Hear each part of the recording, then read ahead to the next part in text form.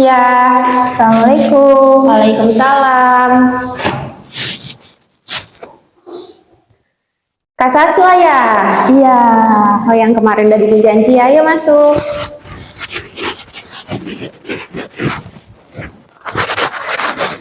Duduk di sini ya.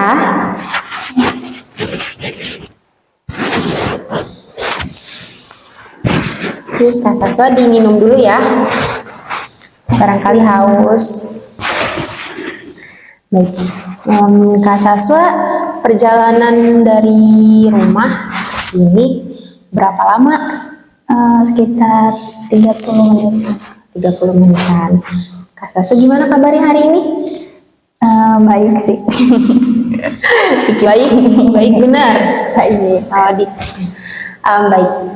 Kalau gitu Kak Saswa tadi kesini sama siapa, diantar atau sendiri?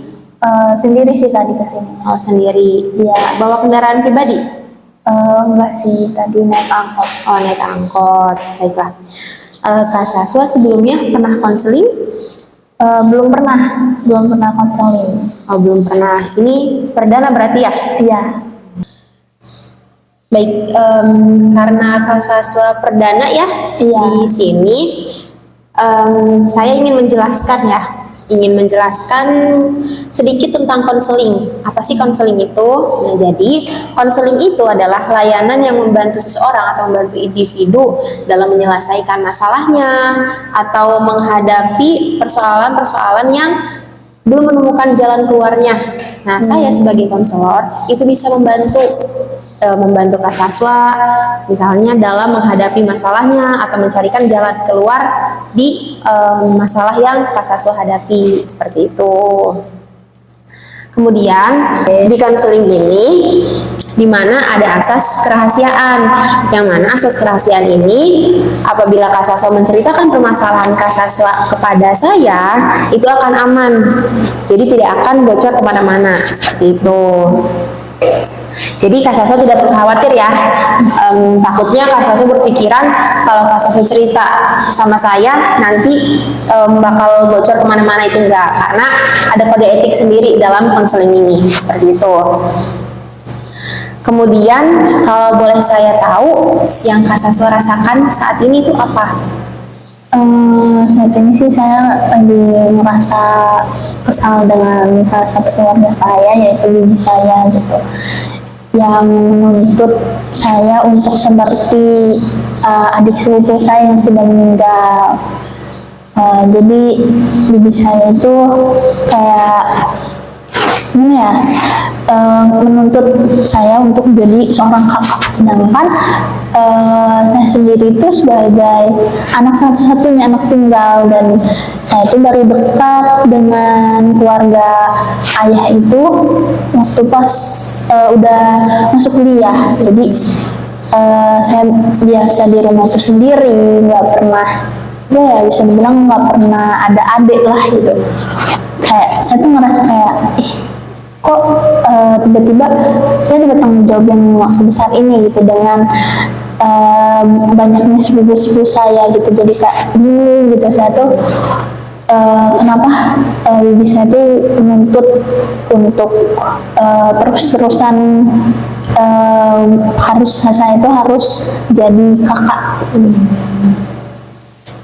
Jadi permasalahan Kak Saswa itu dituntut ya oleh bibi Kak Saswa untuk menjadi sepupu, adik sepupu, Enggak, untuk menjadi kakak dari sepupu-sepupu saya.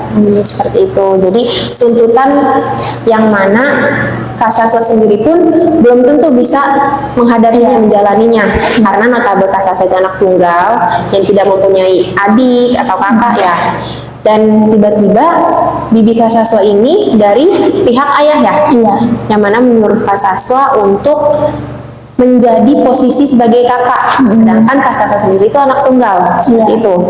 Jadi kayak ngerasa kesal gitu sama bibi, kayak gue nggak bisa dia jadi kayak gitu, tapi saya tuh menuntut untuk terus-terusan jadi contoh terbaik gitu.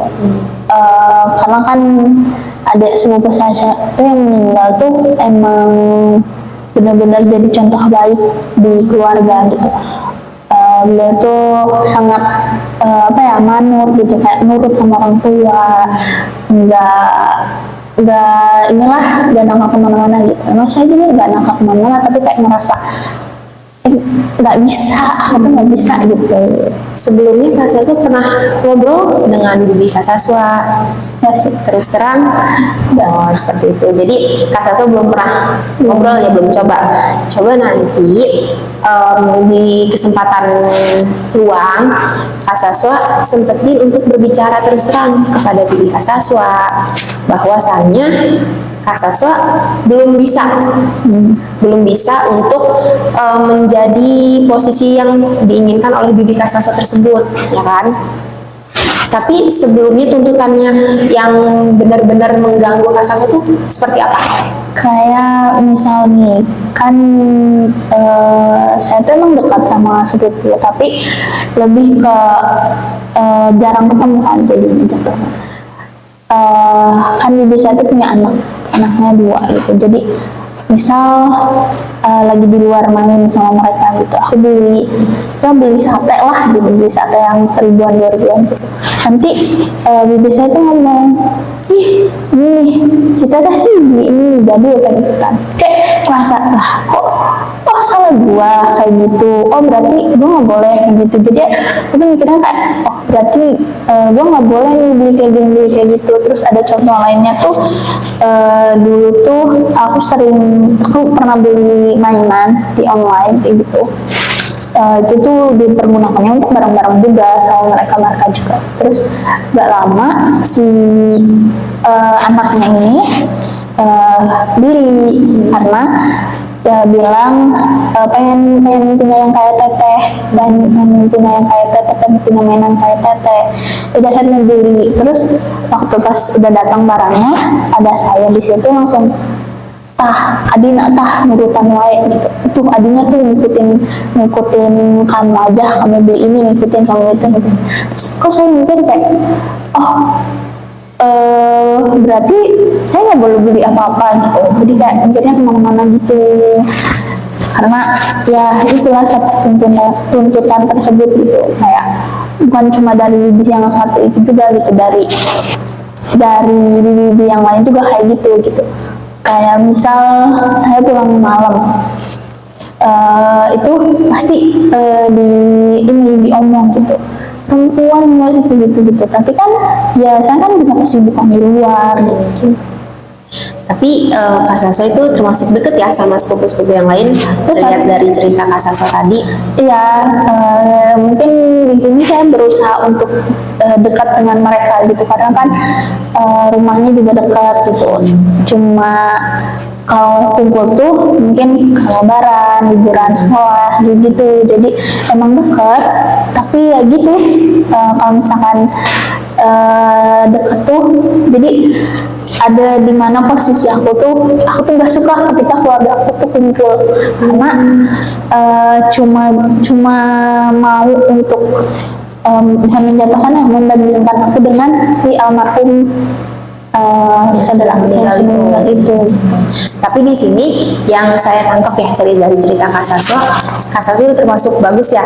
Soalnya kan ada beberapa orang yang ketika dituntut dia malah ngeberontak dan akhirnya dia menjauh. Ada kan yang seperti itu. Nah tapi Kak Saswa ini tidak. Justru Kak Saswa malah bahasanya itu kayak mengajak, mengayomi adik-adik sepupu Kak Saswa kan, tidak ada rasa dendam kan ke adik-adiknya, cuman ada rasa kesal sama bibinya itu. Baik, di sini biar perasaan Kak Saswa juga lebih enak, lebih nyaman, lebih tenang. Saya ingin mencoba Kak Saswa untuk menggunakan hukum terapi kursi kosong, boleh ya? Nah, di sini di mana terapi kursi kosong ini, Kak Saswa bisa menghadap ke sini. Ini kan ada kursi kosong. Nah, anggaplah di sini bibi Kak Saswa, yang mana Kak Saswa ingin menceritakan atau mengeluarkan keluh kesah Kak Saswa, perasaan Kak Saswa yang selama ini dipendam oleh Kak Saswa dan tidak bisa diutarakan secara langsung. Nah, di sini di depan kursi ini yang kosong ini, anggaplah di sini ada bibi Kak Saswa, dan Kak Saswa boleh mengutarakan apapun perasaan yang Kak Saswa rasakan selama ini. Boleh ya? Kak Saswa tarik nafas, buang, boleh merem. Bayangkan di depan Kak Saswa ini, di kursi kosong ini ada bibi Kak Saswa, dan Kak Saswa utarakan apa yang ingin Kak Saswa sampaikan. Rasa keluh kesah yang Kak Saswa rasakan boleh disampaikan.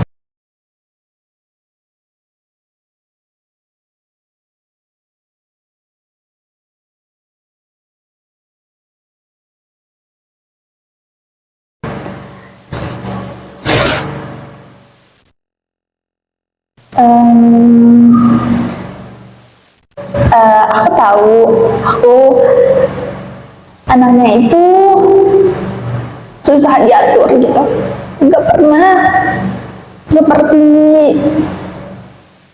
Nabahan, tapi aku itu punya diri aku sendiri gitu. Aku tidak biasa dituntut untuk menjadi seorang kakak karena emang aku itu anak satu-satunya. Aku tuh mau ngomong sama Bibi, boleh gak sih kalau misalkan kasih aku waktu untuk bisa menjadi seorang kakak, karena kan aku nggak pernah jadi kakak, aku nggak bisa jadi seorang kakak karena aku nggak punya adik. Mungkin aku punya ego masing-masing, mungkin ibu juga menganggap aku tuh harus jadi seorang kakak, aku harus seperti Nabahan gitu. Tapi kan aku itu diri aku sendiri, ini aku, bukan Nabahan. Ya Nabahan itu emang orangnya baik, nggak pernah nuntut apa-apa, bisa menjaga adik-adiknya karena Nabahan punya adik. Kalau aku nggak punya adik, aku tuh di sini sendiri, aku nggak bisa, ya, aku nggak bisa dituntut seperti itu. Aku bukan seorang kakak yang bisa jaga adik-adiknya, yang bisa menjaga ego diri aku sendiri, karena aku bukan seorang kakak, aku nggak bisa jadi kakak. Kalau misalkan ini terus untuk aku untuk menjadi seorang kakak, cobalah dikasih waktu aku untuk menjadi seorang kakak, karena itu menurut aku nggak mudah untuk menjadi seorang kakak. Aku nggak bisa jadi seorang kakak, aku nggak bisa. Aku tahu maksud dari itu baik, tapi aku nggak bisa untuk menjadi seorang kakak dalam waktu yang secepat ini gitu, dalam waktu setahun untuk jadi kakak tuh nggak bisa. Sedangkan Nabahan itu menjadi kakak itu udah dari lama, udah 13 tahun dia jadi kakak. Masa aku banding-bandingin sama Nabahan terus. Aku jadi punya kehidupan dengan terus menuntut aku untuk menjadi seorang yang selalu menjadi seperti Nabahan. Karena aku, Nabahan, Dava, Zehan itu beda, semuanya beda, masing-masing punya diri masing-masing. Aku bukan seorang yang bisa untuk menjadi seseorang kakak, tapi ya udah ini aku.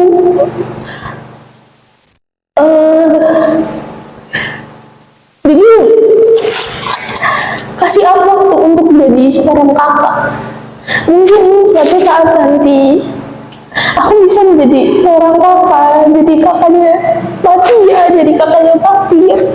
Aku berusaha untuk menjadi seorang kakak walaupun notabene emang aku tuh anak satu-satunya, bukan anak yang sering dituntut untuk jadi contoh untuk adik-adiknya. Walaupun emang ayah sudah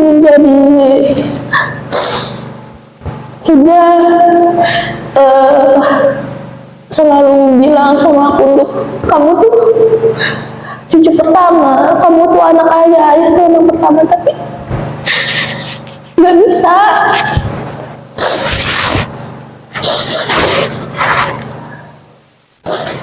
Kasih aku waktu. Boleh diminum dulu Kak Saswa airnya. Terima kasih. Sama-sama. Baik, bagaimana perasaannya? Sudah lebih tenang? Sudah lebih tenang ya.